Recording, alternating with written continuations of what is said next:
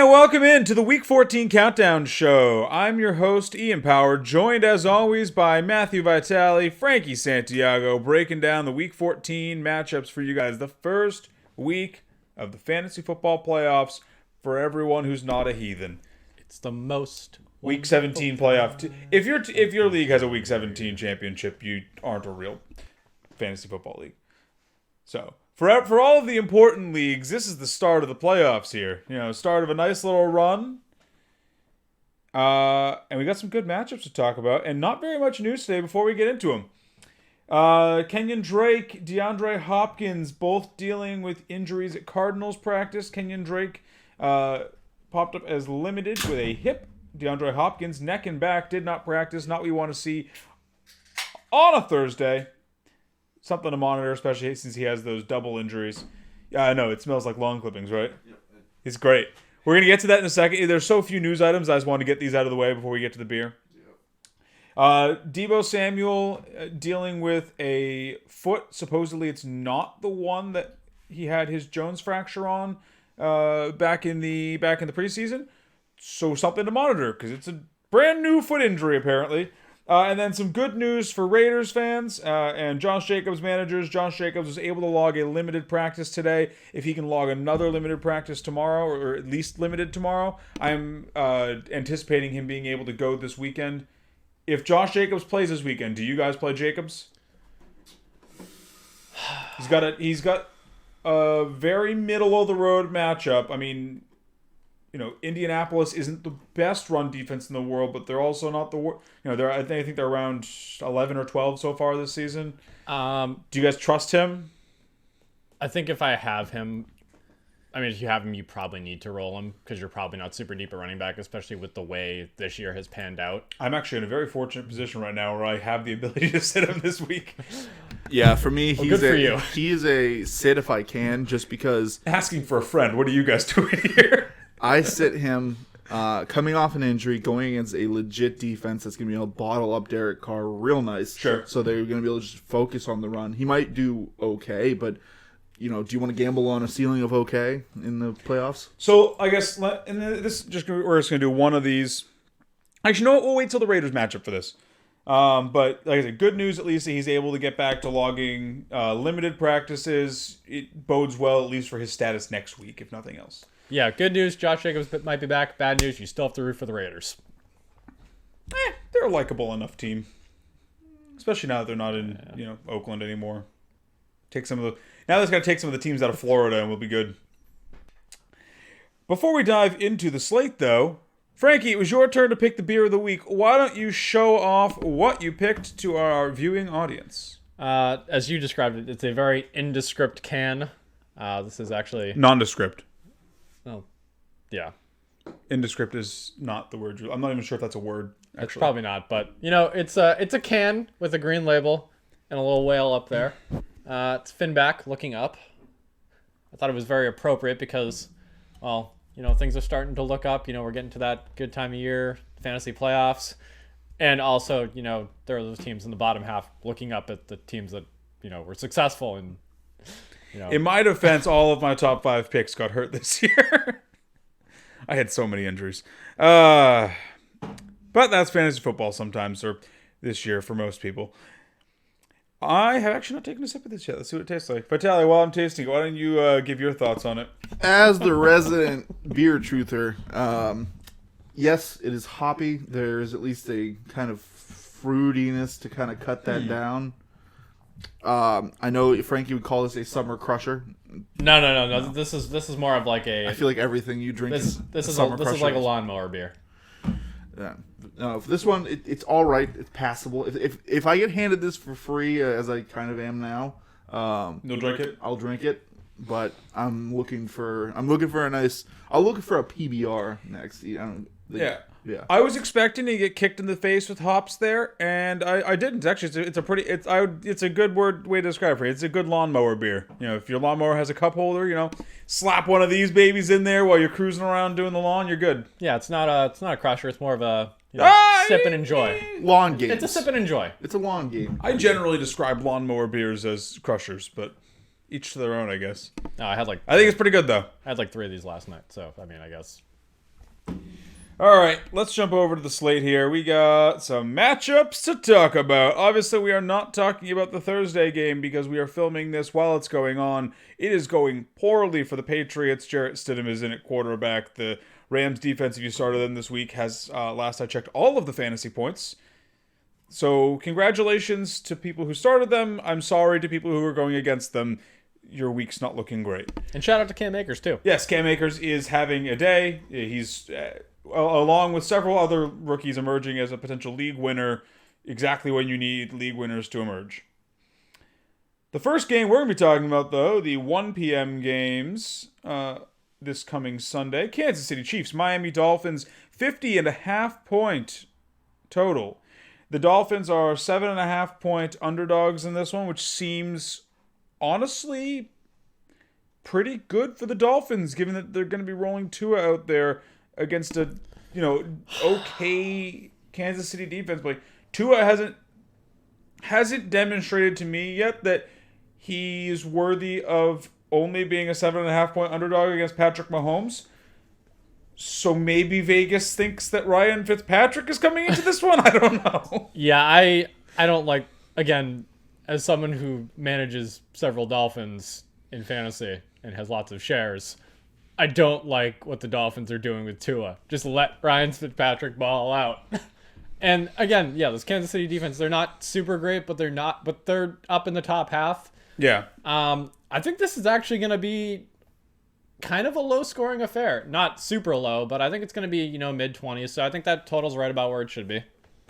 Honestly, at least on the Miami side of the ball, I don't know where you guys are at with this, but there's really only two players I'm interested in on the Miami side of the ball, and that's Gesicki, who's been balling out. He's one of my favorite tight ends this week. Yes. And then I think Myles Gaskin is in line for a pretty good game here. Yeah. I especially like him on DraftKings. He has a nice soft pricing on DraftKings. He's not one of my money picks this week. Spoiler alert for later in the show. But I do really like the opportunity he should have in this one. Sadly, I think you're probably stuck starting Devontae Parker in this one just because, he's the guy and you're going to feel real dumb if he goes off on your bench. But I honestly wouldn't fault fantasy managers in this one if they decide to stream over Devontae Parker. I could see him putting up a dud, and a dud in the playoffs isn't really what you're looking for. Where are you guys at with this? I'm kind of in the same boat. I like Gaskin a lot this week.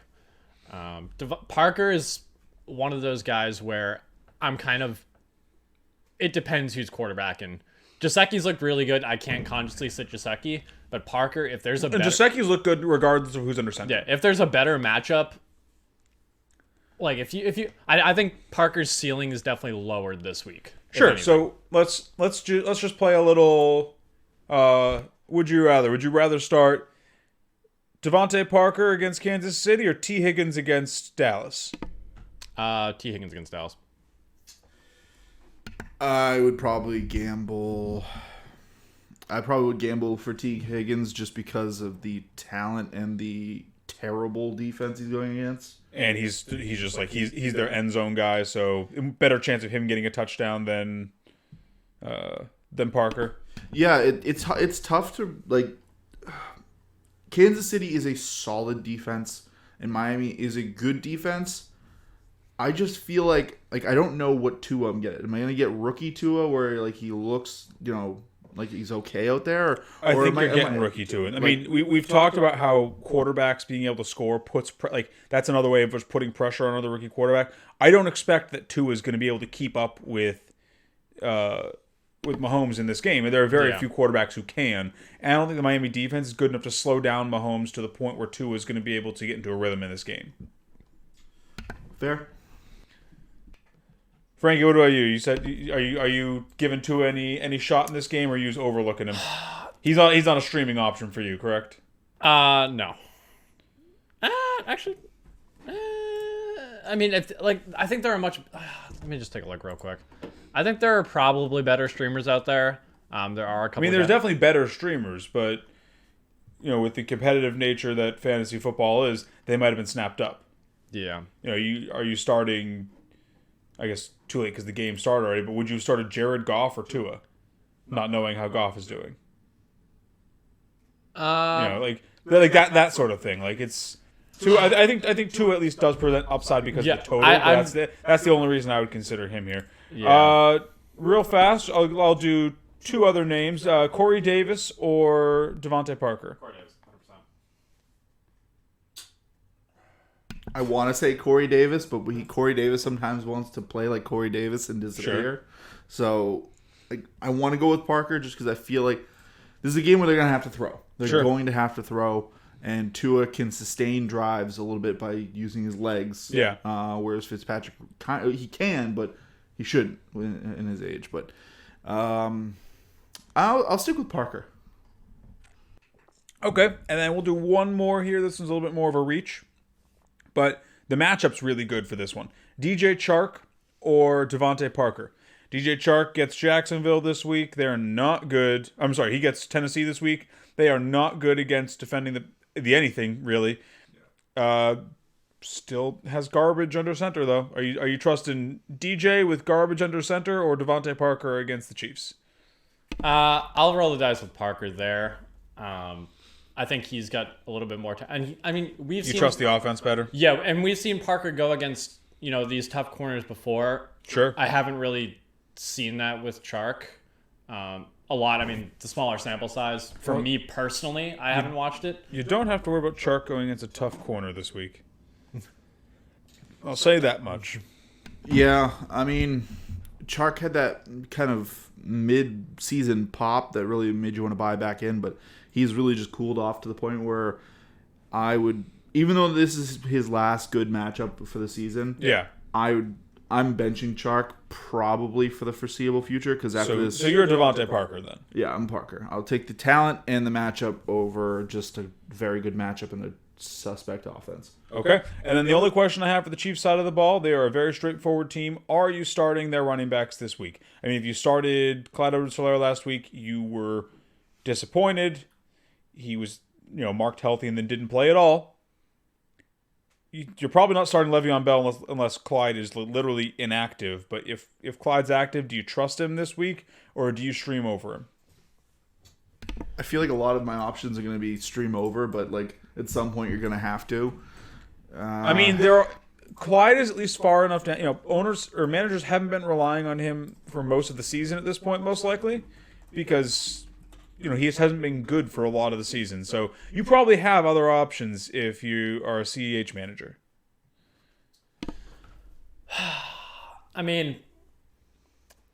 I'm probably rolling him out there just because we know how this offense plays really fast. If they get into that that zone that the Chiefs get into, you're gonna want the running back there, especially with how fast they're gonna get down the field. Okay. I sit him in this matchup. I don't want CEH against the Dolphins. I don't want CEH coming off a 0 last week in week 14 of the playoffs. He is on my bench, and if he pops off this week, we can revisit that next week. But he is a firm sit for me. I'd start Gio over him, and Gio hasn't looked good, but at least Gio gets carries. Jumping to the next matchup here, another juicy one, there's a bunch of high totals actually in these couple first games. Minnesota Vikings, Tampa Bay Buccaneers, 52.5 point total. The Bucs are 6.5 point favorites in this one. This one, I really like for fantasy purposes. There's gonna be a lot of points flowing. Both these teams are susceptible through the air. They're both bottom 5 pass defenses. They both have elite passing options. I like literally almost everything in this matchup. Obviously, you're not sitting either Vikings wide receiver. Kirk Cousins is probably our top streamer of the week, I imagine. Yeah. Dalvin Cook is Dalvin Cook. So There's no real questions on the Vikings side of the ball. Tampa Bay Buccaneers, though, what are we doing with this team? Godwin's finally fully healthy from his finger surgery. Antonio Brown is still unfortunately kicking around there. I believe Mike Evans missed practice either today or yesterday. It's looking like a bit murkier of a situation with the Bucs. And then what do you do with their running backs here? I start Rojo. All their wide receivers I'd probably just push them down a rank, Sure. because we haven't seen a clear emergence of a pecking order of who's first, who's second, who's third. You think they could all get like 7 targets? Yeah, you could see a game where they just get all peppered, and it basically you're happy if you started Brady, who's somebody I like this week. Or you're happy if you get the one that falls into the end zone. Yeah. That's fair. Where is Rojo priced this week?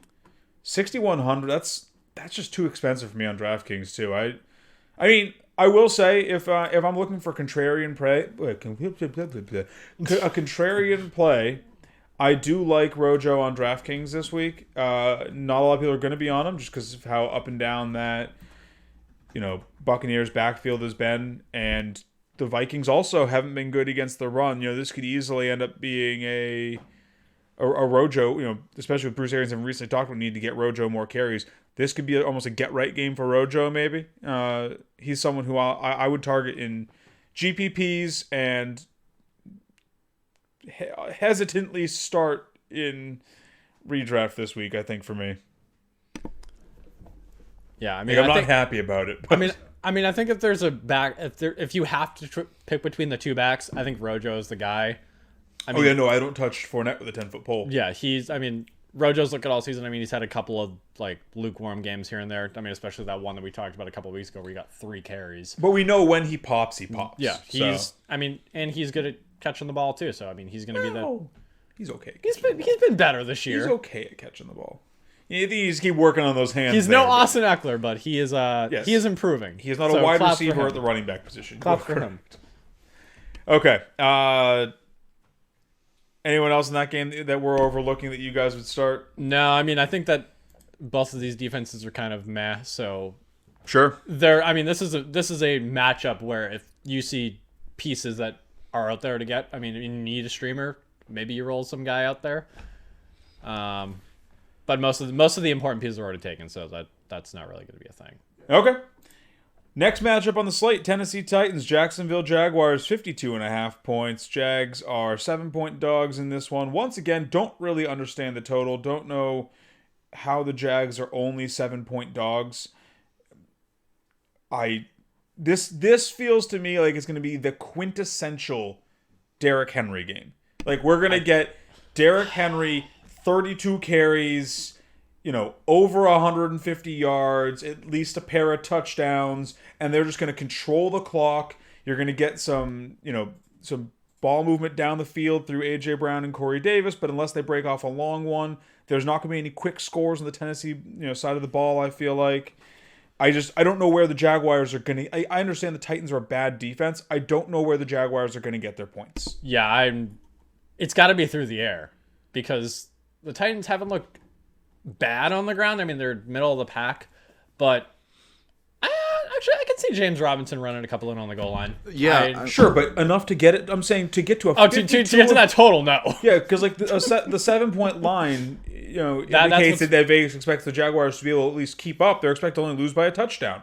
Like, I don't see how the Jaguars score their points in this. Yeah, I mean, it's probably due to how savaged they were by last week by the Browns. Like, Tennessee is a suspect defense. Yes, I think this is going to be a quintessential game, but I think it's honestly, I do agree. I think I would probably shy towards the under on this one, purely because I think this is going to be some dueling banjos. It's going to be Jacksonville's not carrying, so they're just going to throw carries on top of Robinson. Sure. So it's just going to be run. This is going to be a game that finishes before all the other ones. You're just like, all right, what's on next? Yeah. Like, it's just like Derrick Henry, 200 yards, 2 touchdowns. James Robinson, 101 and a touchdown. You're just like, none of the... Like, I feel like this one could be a trap card for the passing options. Like, I like the passing options in this game due to the bad defenses, but if they're running the ball, like, if both sides are running the crap out of the ball, the clock is going to get chewed up real fast. So I don't think it's going to be... I think it could be a trap for the Jaguars passing options just because Mike Glennon isn't very good. But Tannehill's looked really good this season. And, even if the Jaguars only throw the ball, 17 or 18 times... Or no, sorry. Even if the Titans only throw the ball 17 or 18 times, all of those targets pretty much are going to either A.J. Brown or Corey Davis. Corey Davis looks so good AJ last Brown week. especially does not need a lot of targets to pay, because like he gets downfield targets and he can break it on anyone. I'm not worried about AJ Brown at all. I do have a little bit of concern about Corey Davis, but I think that the volume, he's pretty sure-handed so far this season. I think the volume should win out, and if nothing else, Corey Davis could, end up with 6 or 7 catches for 80 to 100 yards. Maybe he finds the end zone and gets you a good day. I think Corey Davis could be good to great. AJ Brown has a much wider range of outcomes, obviously, and then Derrick Henry is just going to be like, smash that buy button everywhere, get him on the field. Yeah, I'm honestly less concerned about AJ Brown because I think that we've seen this year that he's not just that down the field threat. I mean, he is making a lot of those. He's a down the field threat. He just is good at catching it and then taking it to the house. Oh, I meant like It seems like every game he either gets a long touchdown or he barely misses a long touchdown. Oh, so that's what you meant by like the... Yeah, it's like he is like they're designing those type of plays for him, knowing the type of player he is, and it's like the only person stopping AJ Brown from getting that long touchdown, it seems, is AJ Brown. Fair enough. Arizona Cardinals, New York Giants, next game on the slate. Totals are coming down. 45.5 points. Giants are 3-point dogs here, which honestly kind of surprised by with the tear the Giants have been on, how good their defense looks, and the fact that the Cardinals' main weapons are banged up. I mean, Kyler, banged up shoulder. He's getting past it, but he's still a little banged up. They aren't really letting him run as much. DeAndre Hopkins missing practice. Kenyon Drake, limited at practice. Like their primary options on offense are all banged up. Giants defense look real good. Wayne Gallman's quietly been one of the better running backs in football. They might be getting Daniel Jones back for this one. I'm surprised that the Giants are dogs. Yeah, the Cardinals defense is another one of those defenses where they looked good to start the year. They've kind of gotten a little bit less hot. Sure. But I think that for me, this all depends on if Daniel Jones is back. If Daniel Jones is back, I'm much more confident in like the Giants' ability to score points. But if he's not, I think this is going to be one of those games where it's 3 and out for both teams. Maybe the Cardinals score 1 or 2. Yeah. And then they're just kicking a bunch of field goals. Sure. Yeah, for me, I think this is the total being like, I do agree with both the total. The Giants being underdogs, it's like it's still the Giants. Their defense is really good right now. It's playing very well. The Giants' offense is suspect though, and it's basically the tale as old as time. Yeah, you flip that, and that's what you get for the Cardinals, where their defense is not great, right? But their offense right now, it should be playing better, but right now it's not playing well because of injuries and just like I think they had a great head of steam coming out to start the season, and they've just kind of cooled off a bit. Kyler has maintained a good pace, but like I said, injuries are hampering him now. So yeah, I guess at the end of the day for me, I just don't trust the Cardinals to fly cross country and play against the Giants in December in New York. And bring any whatever. It's right across the bridge. I don't expect them to be able to do that and bring anywhere near their A game, especially with all the injuries they have right now. I think this Giants defense is going to feast. I like them as a streaming option this week, as we talked about earlier in the week. They're available everywhere. No one's respecting this defense. I think they're a great streaming option this week for fantasy managers. And then I think Wayne Gallman's going to have himself a day too. Like I said, he's been quietly one of the best running backs in football, since the whole Saquon fiasco and then Devonta Freeman not working out. He fits a lot of the criteria that you look for in a running back. I mean, the low total isn't great, but home team playing a team with a not great defense. They don't have a lot of other options in the offense aside from Gallman, so the carries are more or less guaranteed. Any other Giants options you guys want aside from their defense and their running back, though? Again, this depends on Daniel Jones being back, but even if he is back, probably not. I mean, I'll take Ingram. He's a tight end that gets targets. You always take Ingram, though. He said anybody besides the defense. No, that's fair. I want to make sure it's said. Because Ingram is someone that you could stream over, so it's he's not a guaranteed roll him out there. I agree though. I think he's in play this week. He's not someone that I'm looking to play. If I have a better option, I'll use him. But yeah, Ingram's fine. Cardinals side of the ball, Chase Edmonds, obviously, if Kenyon Drake is limited or unable to go, is probably the best. I hesitate to say there is a good play on the Cardinals side of the ball, honestly, with how good this Giants team's looked. Yeah, I'm just gonna respect the Giants, and I'm gonna it's- fade everyone that's not an obvious starter here. Sure. Yeah, you don't sit Kyler or DeAndre if they're in the game. I think you sit everyone else, including Kenyon Drake. Houston Texans, Chicago Bears. This one should have been a bit more like the last matchup. I feel like this one is not going to be. It's another 45.5 point total, much closer spread. The Bears are only 1 point dogs in this one, and that just doesn't sit with me. That doesn't seem right. Their defense has looked bad the last couple weeks. They've got lit up by teams that have had no business lighting this Bears defense up. We talked about it, recently on the wrap up show. It seems like it's just exactly what happened last season, where the Bears defense was playing great, but they were on the field constantly for the entire year, and they're gassed now. They are just coming onto the field gassed. They just do not seem like they have a full game of football in them. Like they're still a scary matchup on paper, but like I'm willing to start Texans in this one. Yeah, I mean, I think. I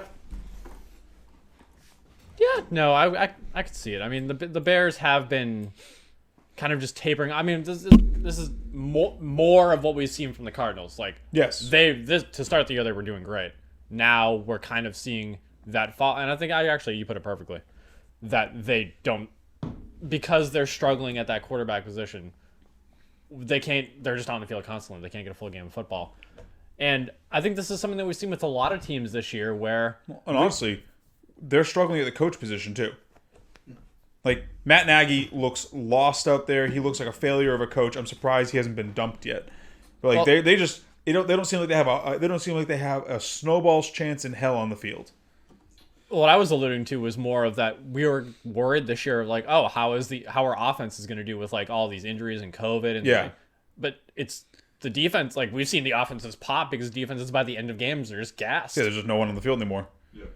Yeah, like I said, for me, I start the very obvious players. I don't think I'm trying to get too cute with this matchup, because while the Bears' defense has looked bad, I'm not trying to go bargain bin hunting on the Texans right now. Okay, so let me ask. So obviously you're starting Brandon Cooks if he plays. He had the concussion scare last week. He's carrying an injury designation, but he's practicing. So you're starting Brandon Cooks if he's out there. Kiki Kuti. I'm comfortable. He got a ton of targets last week, and he looked great. I'm comfortable rolling him out there personally. So I don't remember off the top of my head. Do you remember about when Cooks went out with that concussion? Because He didn't really miss any time because of it. my reason for bringing it up is, could those targets have been inflated? That seems how he literally became the number one. No. Kiki's targets were pretty consistent throughout the game. He seemed like he was just firmly part of their game plan. We knew he was a talented receiver. He just kind of got sidelined because injuries, and then they brought in Brandon Cooks, and obviously, he's not going to start over Cooks or Fuller. It seemed like with a chance to play again, we'll see if he can stay on the field. Yeah. But it seemed like with a chance to play again, he was trying to seize that opportunity with both hands. Yeah. I'm fine with him in the flex. Just because, like I said, he's been getting the targets, and if Cooks is a little shaken up, he might get a little bit of a decoy play. But sure, I believe it's going to go back to Cooks, and then Cooks is going to get just peppered with targets. I'm fine starting. Yeah, Kiki got 9 targets last week, and he caught 8 of them. I'm fine with both of them. If you need a flex start, Kiki, go for it. Do you risk it with David Johnson this week? I mean, the pass defense is susceptible. It's easier to break one off with tired corners, but David Johnson's not the young man he once was, and that front seven can still clog a line.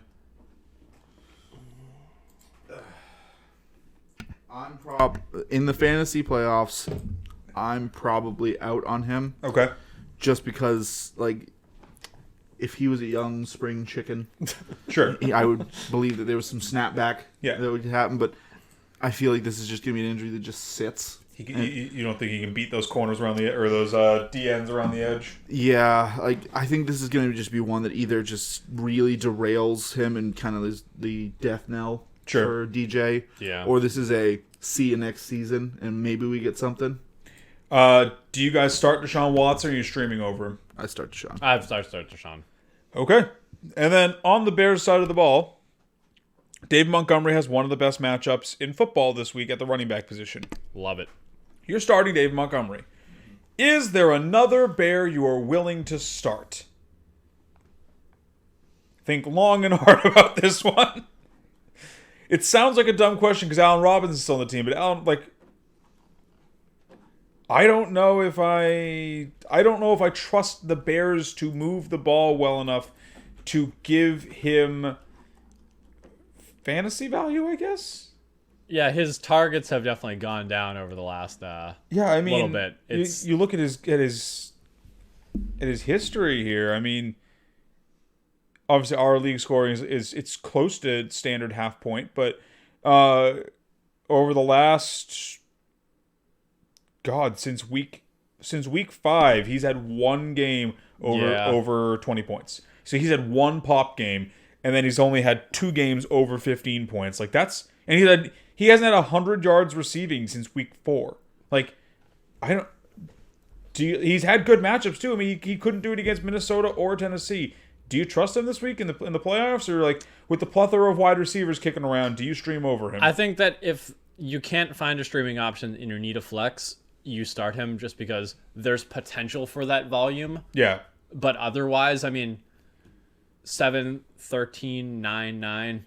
I mean, that's not terrible for targets, but if you're the number one guy on a team going against teams like Minnesota, Tennessee. The issue is, it's not even the targets, it's the quality of the targets. You know, it's what's plagued Allen Robinson his entire career. Like, this man's never had a quarterback, and he still doesn't have one. Hey, he had Bortles that one year. That's on a quarterback. Hey, they made the playoffs.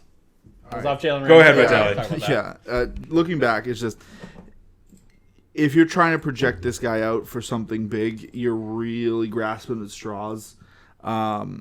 If you're in a full point PPR league, I think he's fine as wide receiver 3. He does, like I said, he has juicy matchups, and they're only going to get better from here. He could just be I think he's a floor play. Sure. This week, because I don't think he's going under 10. Like, I think his floor he has a nice, comfortable floor of like 6 catches and 7 yards. Is that full point or half point? Half point.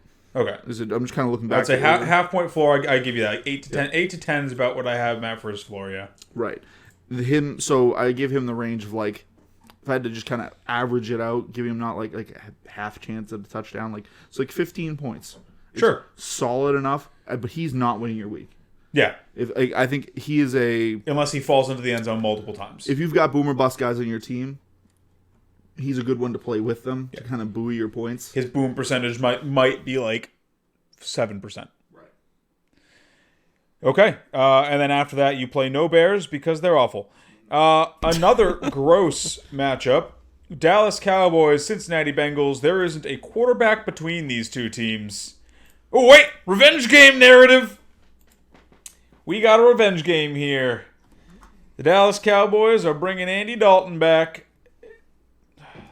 I can't get excited for it. It's not even a fun revenge game.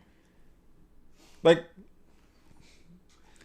I don't want anything from this matchup. That total makes me want to barf on my shoes. Like, what is there to like in this matchup? That no one's scoring points, so like if you're rolling the dice with anyone in this matchup, you're like, hope I get the one touchdown. Yeah, it's not going to be a pretty game.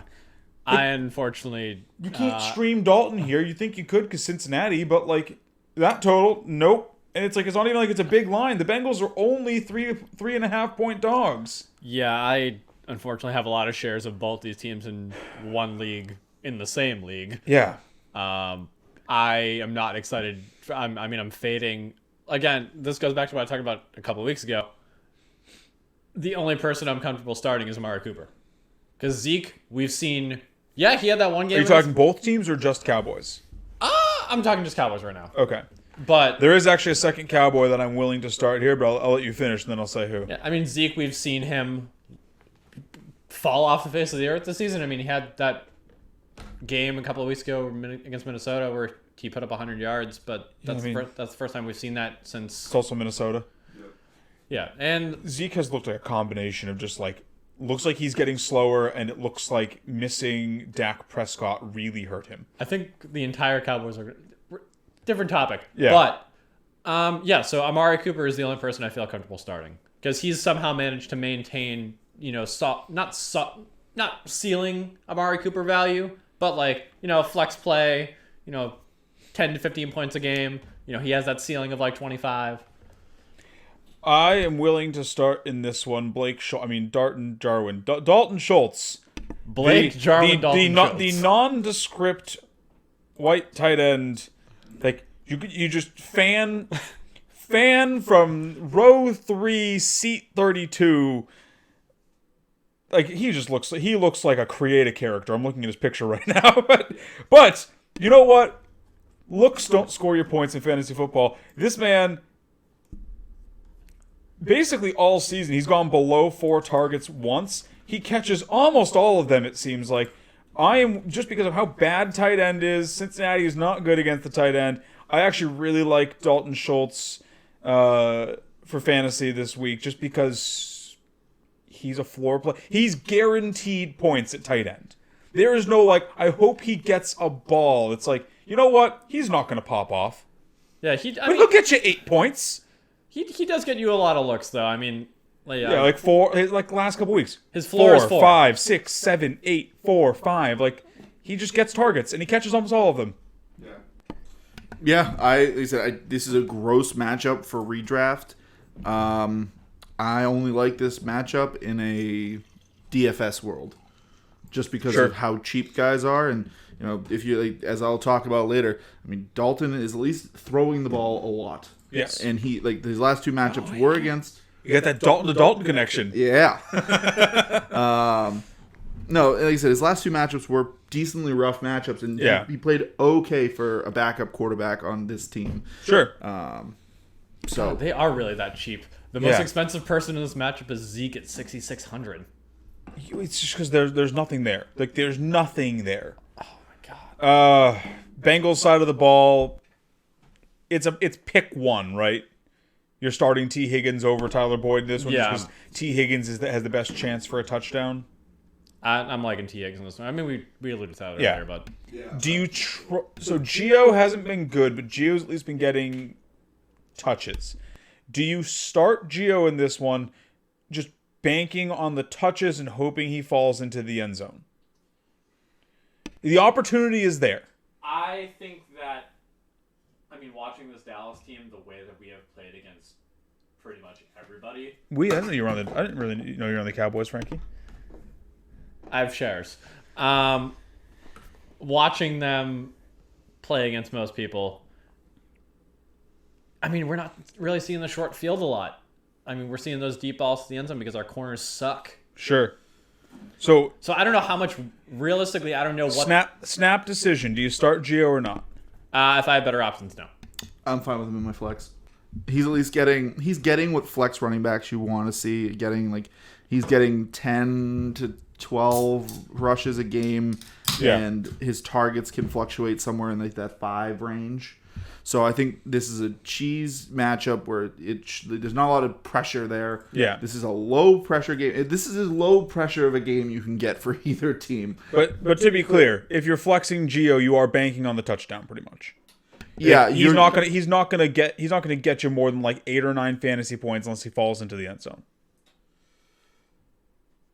Yeah, it's just running backs are tough to come by, and there's not a lot of great matchups this week. Yeah, other than the best running backs. So it's like, oh, do you have this guy? Are you gonna start him? Yeah. Do you have Derrick Henry or Austin Eckler or Aaron Jones? No, that sucks. Oh, I hate it. All right, let's jump to the next matchup here. We've spent enough time talking about these garbage teams. Denver Broncos, Carolina Panthers. This one is just kind of... I thought you said we were done talking about garbage teams. No, I said we were talking about those garbage teams. There's plenty more garbage teams to talk about, my friend. Carolina Panthers... No Christian McCaffrey. This might be the last week you get a Mike Davis. No, So you don't get a Mike Davis this week because Mike Davis is running into a brick wall. That Broncos defense looked good. I don't want to. I mean, you probably have to start some Panthers this week. Robbie, especially with no DJ Moore because COVID. Robbie Anderson, Curtis Samuel, you're going to see an uptick in targets. Yeah.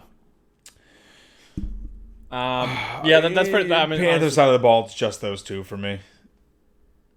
I mean, I'm starting Mike Davis here if I need a flex and I'm desperate. But I mean, like you said, the Denver Broncos have looked better on defense lately. I mean, so losing AJ Boye is going to hurt them. He also tested positive for COVID or for PEDs, so that's a slightly longer ban than COVID. So like I do think that's going to open up some options in their passing game. I'm not as scared about throwing at the Broncos now. I don't want to start Mike Davis. I think it's a low total. It's a 46.5 pointer. I'd rather start Gio. If I have to start a running back who's have nowhere to run in a low total game, I'll take the worst defense. Yeah, honestly, the Panthers might be a bit of a trap here. Just as I was just kind of thumbing through the matchup and some of the little facts they give you on DK about the from the sportsbook side of it. Sure. Fun little fact there: the Panthers have lost the last 4 games that they were favored. Yes. So I just thought I thought that here. one, and I was just kind of looking through the stats, like this could be a little bit of a trap game. Like people, I think this could be one where it's just a gross total at the end. The Broncos basically give you an ugly win and move on with their day. Yeah, Broncos side of the ball, it's Melvin Gordon and Noah Fant, and that's it. Melvin Gordon's got a great matchup. Noah Fant is just a hyper athlete. He gets like 5 targets a game, and he can take any one of them to the house. He's great. He needs a quarterback. Get that. Put him on the short list of guys who need a quarterback. Like, it's just, yeah. Honestly, I'll stream the Panthers defense in this one if I need a streaming defense.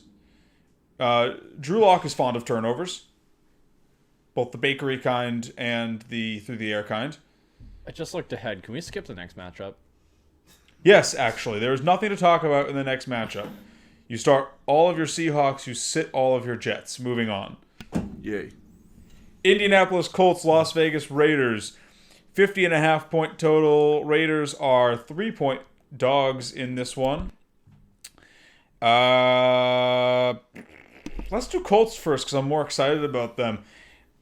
Jonathan Taylor, another rookie running back who's looking like a league winner. He's, north of 50% of the snaps again. He's getting a bunch of the touches.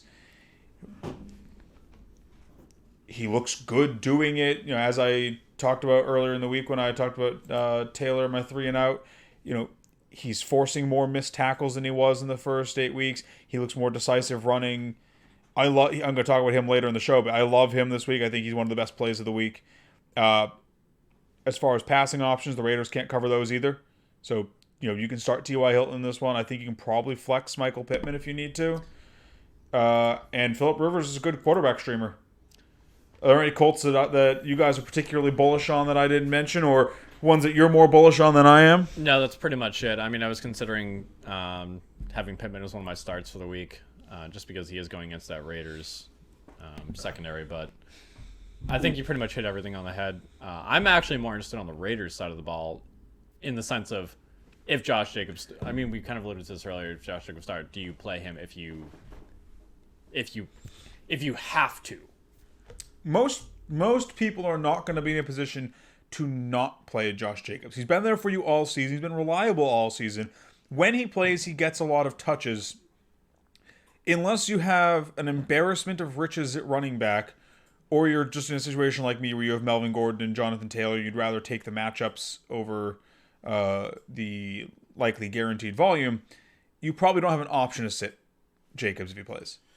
Yeah, I think the only one other than the obvious guys in this one, if he got dropped because of a poor game last week, I'm fine flexing Nyheim Hines just because he gets passing down work. This is a good total. Like, sure. He could sneak himself. Like, Taylor can do good, and he can still sneak one in the end zone. Like, he could just be a sneaky play for somebody, I think. Better question. If Josh Jacobs doesn't play, do you play Booker?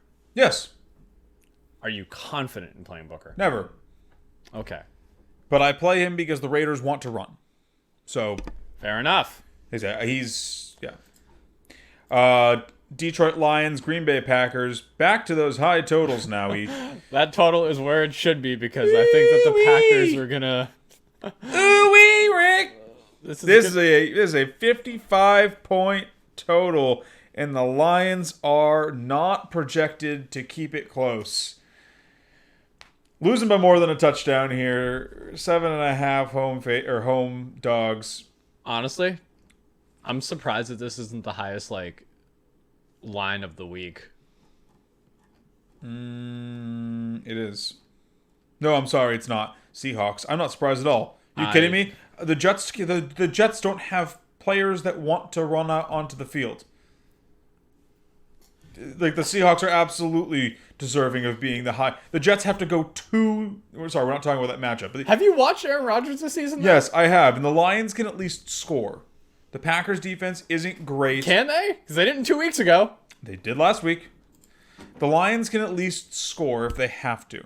I am more confident in the Lions keeping it just outside of a touchdown with the Packers than I am with the Jets trying to keep pace in a track meet with the Seahawks.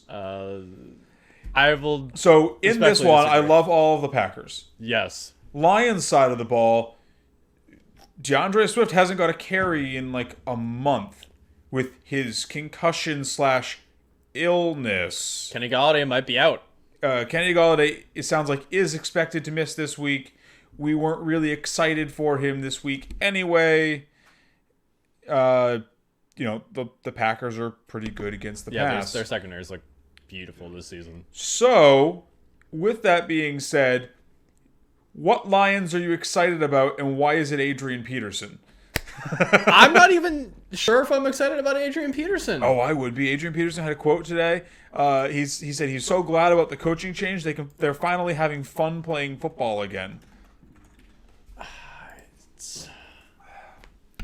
Are there any other so obviously it's Adrian Peterson you're starting at running back. Are there any other Lions you are comfortably rolling out there this week?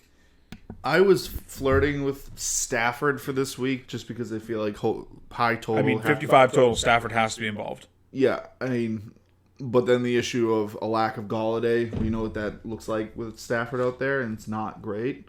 So The rookie Cephas looked good last week.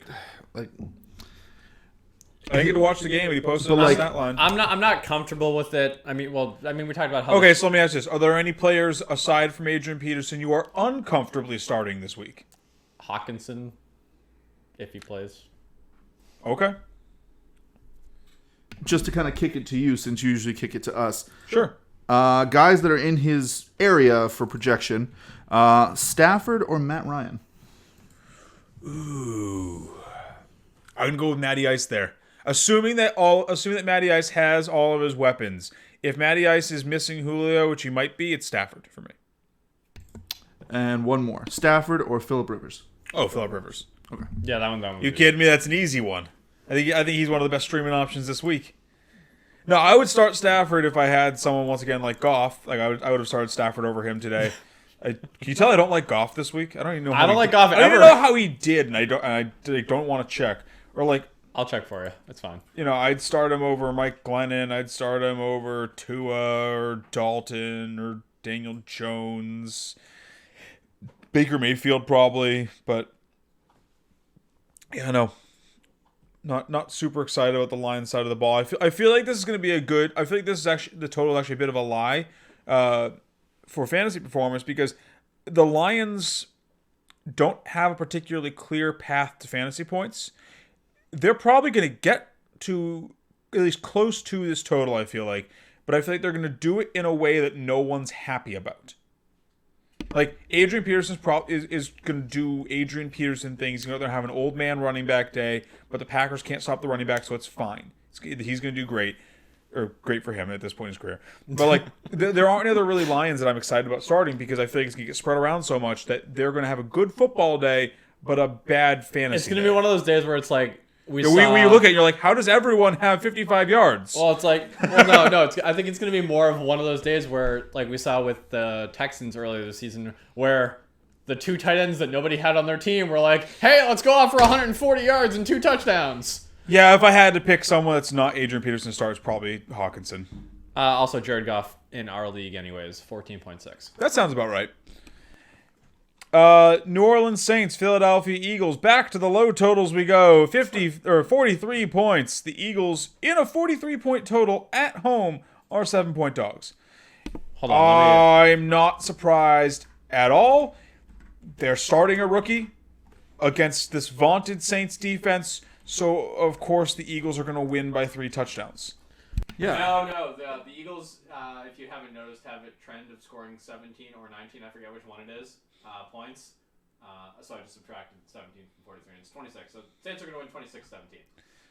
Yeah, I mean, but to what you said with Adrian Peterson, Miles Sanders did come out today and said he's having a lot of fun running the read option with Hurts. So, you know what? I count. You want your football players to be having fun while they're playing because they're going to play better or something. I don't really think it matters with the Saints. They were a team that we were like, when they started sucking at the beginning of the season at defense, we were like, that doesn't make sense. Hold on. Let's go check the tape here. They're playing defense like we expected them to play defense now. I think if anything that sort of gives the Eagles an edge here, it's going to be that Taysom Hill is a lie, and that maybe he finally gets exposed on the road in Philadelphia. No. Yeah. I actually just went back and checked to make sure I was not bullshitting. They actually have scored 16 or 17 the last 4 games in a row. So. Yeah, like speaking of Taysom Hill, I was kind of sad when I was just kind of kicking around, see what other football minds were thinking about. I would start Stafford over Taysom Hill. Okay. I was surprised to see Pat McAfee, big fan of Taysom Hill, thinks he's a good future piece for that team. Damn it, I liked Pat McAfee. I know, that's why I sighed when I heard it. I was like, Pat, no. But actually, can you tell me Scott Zolak likes Taysom Hill? I mean, would you be surprised? No. Exactly. But no, with this game, I think the one little thing that interests me is they're running a new scheme, and we've seen before sometimes when they just change up your play style. Sure. It can just work. Well, and rookie quarterbacks have performed more or less well this season.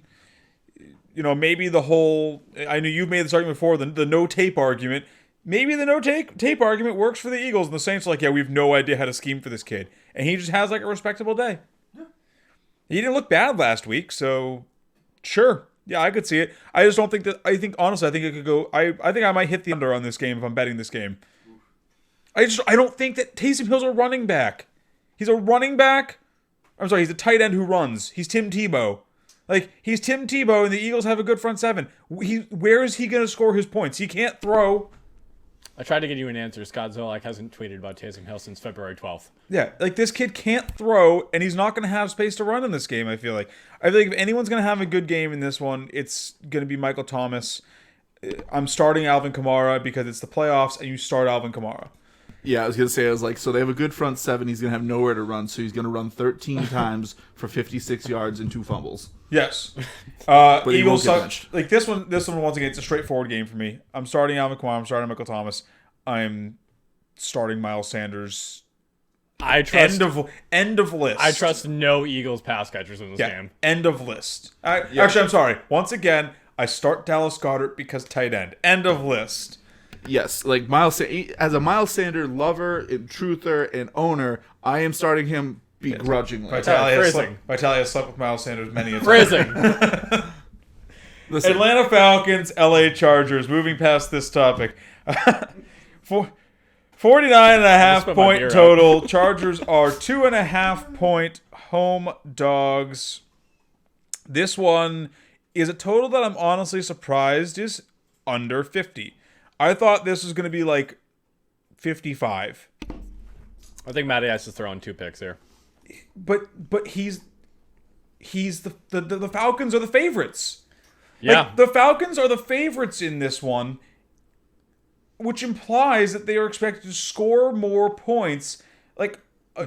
Justin Herbert is my favorite quarterback this week. Yeah, I don't consider him a streamer because he's not widely available, but he is my QB1 on the week. The Falcons are terrible at defense. He's going to be looking for a bounce back game. They have a newly healthy Austin Eckler. The Falcons aren't going to be able to stop anything. I don't know how the Falcons are the favorites because on the road too. We've talked about this before. The Falcons, worst pass defense in football. let up the most points per play. You have 2 down the field guys, Mike Williams, Keenan Allen. I mean, Keenan Allen plays out of the slot a lot, but he goes. Well, Hunter Henry's a down the field guy too. So I mean, okay, so they have 3 down the field guys. So Keenan Allen's just very talented and can play anywhere on the field. I don't think the Falcons are gonna be able to stop any of these Chargers wide receivers. I think that this is definitely going to be that bounce back game. If you have Herbert, you start him without any shadow of a doubt. I just traded for him. I wanted him for this matchup specifically. It is. I mean, who are you interested in the Falcons side of the ball though? So I'm assuming health. Julio, Ridley, Hurst. Yeah, I'm keeping it simple on the Falcons side. And just one comment about the line. Honestly, I'm actually curious to see where the line might have opened because I feel like this might have come down since Julio's been right. I feel like a lot of people might have been slamming the under, which pulled the total down because of how bad the Chargers looked last week. Because people are very Oh, that too. I was thinking because Julio's questionable. That too, Julio's questionable. The Chargers just laid an actual goose in real football, so people might be doubting a lot. Yeah, you do not see that. Like the Jets can kick a field goal. Like they can get a lucky fumble where they just only I do think it's funny the Patriots almost lost to the Jets and ripped apart the Chargers. The Chargers are the best worst team. Yes, like it's due to coaching. I mean, obviously, but I would argue there's a coaching mismatch between Gase and Belichick as well. But like Falcon side of the ball, I'll stream Matty Ice in this one if and only if Julio plays. He was held out of practice today. He's not a guarantee to play this weekend. If Julio doesn't play, the only Falcon I want is Calvin Ridley. That's it. I don't like Todd Gurley has been dealing with a knee issue. Knee issue and Todd Gurley is not something that I want in the same sentence. Nope. Unless that sentence is Todd Gurley does not have a knee issue. So like this one's easy for me. There's no I'm willing to start most Chargers and almost no Falcons. Washington football team, San Francisco 49ers are up next. Back to the low totals, 43.5 points on this one. 49ers are 3.5 point favorites at home.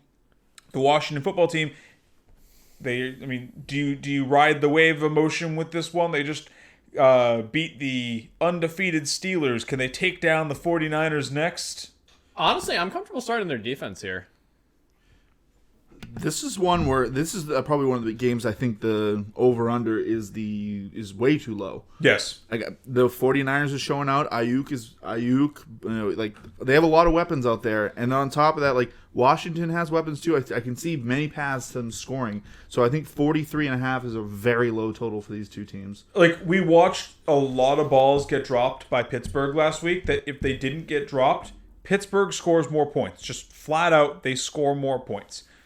I feel like those drops aren't really being taken into consideration. And then, like you said, like I just feel like people aren't factoring in that Debo and Ayuk are both out there and looking great. Yeah, I think this one should be more around like 45, 46, maybe 47.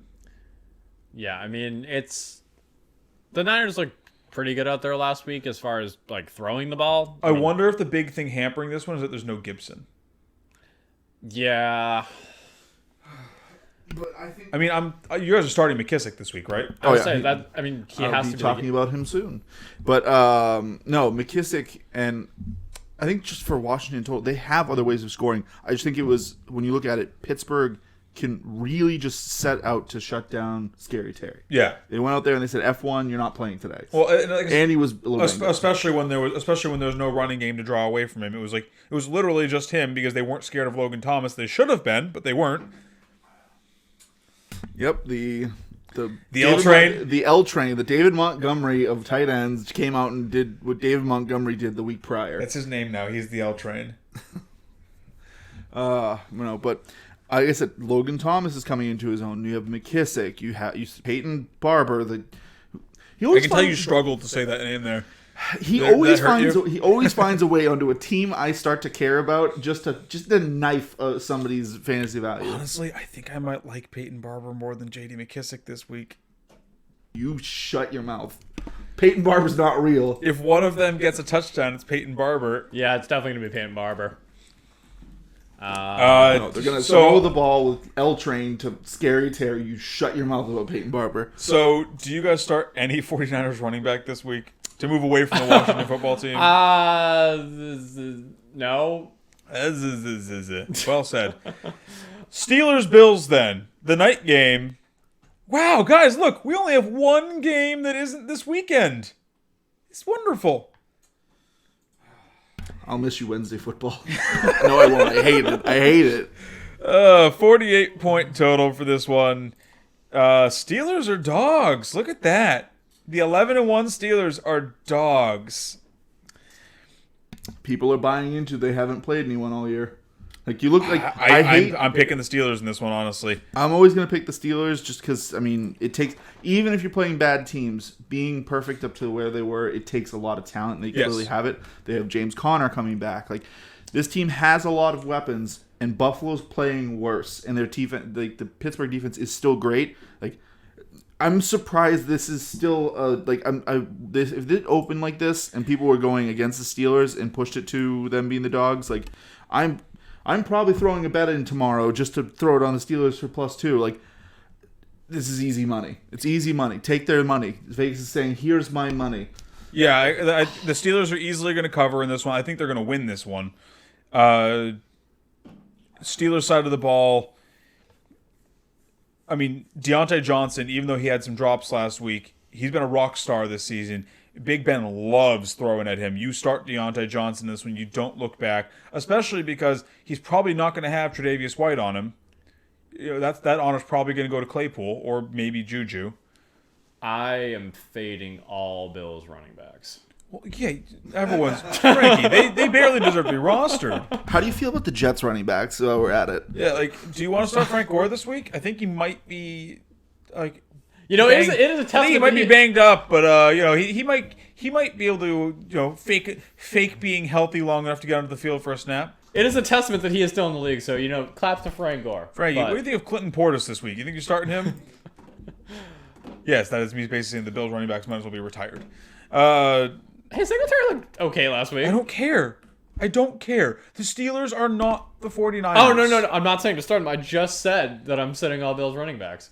But put a little respect on Devin Singletary's name. I will not. Absolutely not. Steelers side of the ball, you're starting Deontay, you're starting Ebron, who's also looked like he fits into that system well. We know the Steelers like to feature a tight end. Vance Dance wasn't it. Ebron might be.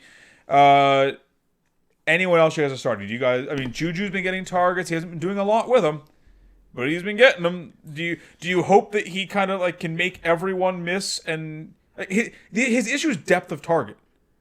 Like, he gets the targets. It's just like 3 yards down the field. Like, yeah. Do you guys start Juju? I feel like Juju is just dead in the water. I think it's, especially if he has Tre'Davious White on him. I don't know who Tre'Davious White's going to be on, but it's probably either going to be Juju or Claypool. I imagine. I think with the chance that he might have Tre'Davious, because Tre'Davious White looked great last week.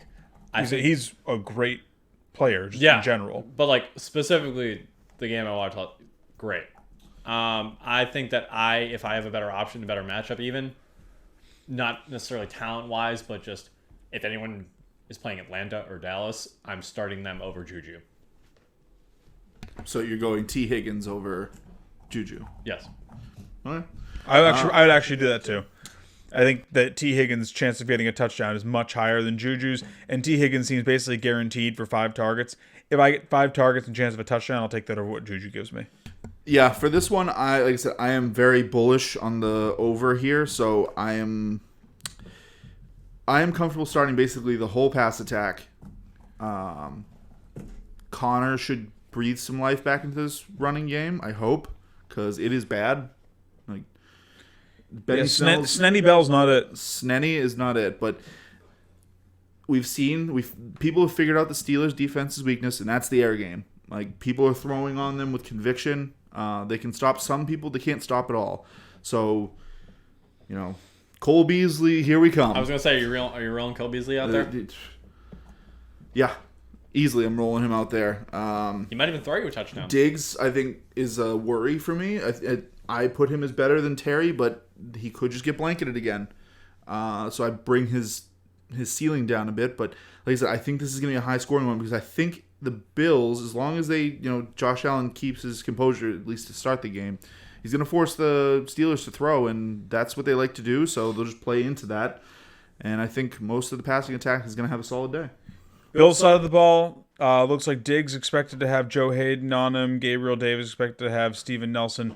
Do you guys start any Bills that... I mean, you probably have to start Josh Allen this week. Actually, honestly, I have Josh Allen in a couple leagues. I am streaming Kirk Cousins over him this week. But there's not a lot of players I would stream over Josh Allen. Yeah, for me, there's only like two sure starts. Like I said, Diggs, Beasley. I mean, Josh Allen's looked up and down all season. The Beazle Weasel. I think that if you have a better matchup that you can stream that. Don't roll the dice. It's the playoffs. Fair enough. Final matchup on the week. Baltimore Ravens, Cleveland Browns, 47-point total. Browns are 2.5-point home dogs. Hate this matchup so much with all my heart. It's just a fantasy boneyard. I mean, Baker's been balling out. Baker looks great. Baker's not going to do much against the Ravens. They're a good defense. Nick Chubb is probably the only Brown I want to start this week. I guess Kareem Hunt also, because if I'm starting Chubb, I'm willing to start Hunt. But, like, Browns running backs are the only Browns I want to start this week. The Ravens defense looks too good otherwise. Do you guys have any dissenting opinions there? No. Okay. I'm trying to think of like a cute little thing to throw. Nope. Just don't get cute with it. Ravens side of the ball. Is it just Mark Andrews? Yes. Maybe. Can you really feel comfortable starting? Like, I guess so. Lamar Jackson finally looked better last week, but this Browns defense has also looked good. They play better at home. The weather in the stadium can be atrocious at times. I don't know what the weather report looks like for Monday at this point. It's a little bit too far out, but I don't want to start Lamar Jackson against the Browns. Oh yeah, my hesitation there was not whether I start more. It's do I even start Mark Andrews? Oh, I think you do just because of his touchdown upside. He has one of the best touchdown upsides for any tight end in football. I think you start him just because if anyone on that Ravens team is going to get 100% of the touchdowns, it's him. Wait, did we mention that you should start Logan Thomas against San Fran? Because we didn't. We didn't. You're right. You should start Logan Thomas against San Fran. Yeah, he can throw one in for you. Mark Andrews is still a lock for me just because it's not because he's been playing really well. It's because of his touchdown upside and how bad tight end is. Yeah, that just reminded me. Do you start any other Ravens? Not with comfort. If I have to start, if you have to start one other, is it J.K. Dobbins? Yes, that's who it is for me. Yes, that's. I don't really want. I'm not happy about it, but. Well, I'm saying if you're forced into starting someone, it's probably J.K. Dobbins. Yeah. Yes, if I had to make a list of my favorite starts this week, he is number 2 by the fact that I don't want to start anyone else. Sure. But he is Hollywood is barely on your team at this point. And definitely not in your starting lineup. Yeah, like I said, if I could make this list. Flop. Yeah. DK Metcalf, AJ Brown, Terry McLaurin, all soaring towards the sun. Malcolm Butler's just sitting down there like trying to get his plane working. You don't want to be soaring towards this because then you just burn up in Icarus. That whole thing. Right. Okay, so that'll do it for the matchups this week. Before we close the show out, let's jump over to the starts and money picks.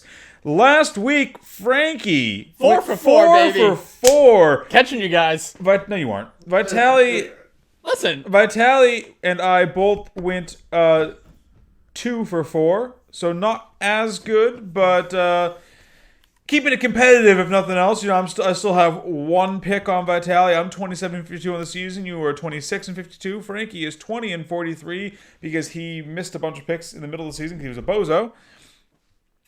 I'm gonna catch you guys. Frankie, you know what? Because you went 4 for 4 last week, I will give you the honor of going first. Lay them out for us. All right. Starts of the week. First one, Melvin Gordon at Carolina. We already talked about this. Carolina's run defense is atrocious. Melvin is the back to own in Denver. Lazard at Detroit. Now, he practiced in a limited fashion on Thursday. Provided he plays, which he should. Detroit looks terrible. And I think that this Packers passing attack can support 2 wide receivers. Monies. Aaron Jones. We saw what he did to Detroit before. 7,600. Hopefully, it's not an Aaron Rodgers passing down the goal line, but what are you going to do? Hopefully, he hits. You're starting him in every format. And we alluded to this earlier as well. Mike Gesicki against KC. He's just looked so good, and the touchdown upside is so high. He's getting all those red zone looks. He's kind of like, he's better than Noah Fant, in my opinion, this season. He is just a hyper talent at the tight end position. I mean, that's not much of an opinion to say he's better than Noah Fant. He has objectively been better than Noah Fant. Regardless, 4,500, he should hit value here. Frankie, I gotta ask, why did you change Corey Davis over to Alan Lazard? Because you have Corey Davis in your section. Oh, no, I was also all pivoting off of him. Oh, okay. Well, in that case, I also like Corey Davis this week. It's because I mentioned that Corey Davis can play like Corey Davis and just turn into a ghost. Oh, no, I saw his thing up there. But, I am confident in Corey Davis when he starts. I had him as a money pick for me, not a start, so it wasn't. I like him for both. I was just curious as to why you pivoted off of him. Oh, okay, that's out there. But, I mean, to talk about Corey Davis, looked great last week. I think this is what we've been wanting to see from Corey Davis for the past couple of years. And I think that he's a great compliment to A.J. Brown as that number 2. At 5,700, I think he's going to hit again. Who does number 2 work for? Vitaly, go next. I'm still waffling on my second money pick. So, between two Titans. Starts Mr. Thomas Brady versus Minnesota. Minnesota does not play defense. Tom Brady has a lot of weapons. And as we've said, we don't know who's getting the touchdown, but we assume there's going to be a ball thrown through the air for a touchdown. So I would assume Brady's the one throwing that, so points. Ronald Jones Day. Yeah. No. And my next start is going to be Brandon Ayuk. I'm going to go with him in the matchup versus Washington because, I like this matchup. I think Ayuk has also just been scoring and getting targeted a lot. Like, they're missing Kittle, and they're just like, you and Debo, that's it. And so I think sort of everything you want in a wide receiver. That's 100% what I saw last week in that game. Just him and Debo are that offense. Yeah, like I said, it makes me salivate at the chance of maybe getting some Kittle back for this fantasy playoffs. Because I feel like as soon as they are like, oh, God, you're finally back. Here's 50 targets. Whoops, we broke him again. But on to my monies. J.D. McKissick, 4,800 versus San Fran. Once again, I like this matchup. McKissick is going to be probably... Howard going for those cheap boys. Yeah, that's what wins. But you guys do have a bet going on. Yeah. You started Jonathan Taylor as your start. I don't want to hear it, sir. I will say credence to him. I didn't know McKissick caught all 10 of his targets last week. No, I like McKissick as a... Like I said, I also think he's a great play. I think he's a great play. And then when I saw him at 4,800, I was like, there's no way I can't start him at 48. Come on. And then my other one, like I said, Andy Dalton, 55. A lot of good strategies out there. Go out, find yourself a bargain bin quarterback who's not going to hurt you and has some upside. They've been throwing it a lot with him. Like, he had 38 completions, 42 attempts, I believe. And like I said, he's played some better defense. He played Baltimore and Washington in his last 2 games. Now he gets a cakewalk against these guys. I think with the weapons he has, he could easily, once again, go out there, 35 completions, 270 and 2 touchdowns. So the only reason I don't like Andy Dalton this week, even though he is at a great price point, it's the lowest total on the slate. You can't really stack him with anyone, and there's definitely no one that I'm running it back with in this game. He's a fine cash play, I guess, but he's not winning anyone a milli. Oh, if I play him cash, I'm playing him naked. You can't. This season has shown that that playing the naked QB does, if you're playing him in a GPP, you need him to get you at least 20 points for that 5.5 to pay off, because you aren't stacking him with anyone. Because there is no stack and run back that you can build with Andy Dalton that's going to be worth it for your lineup.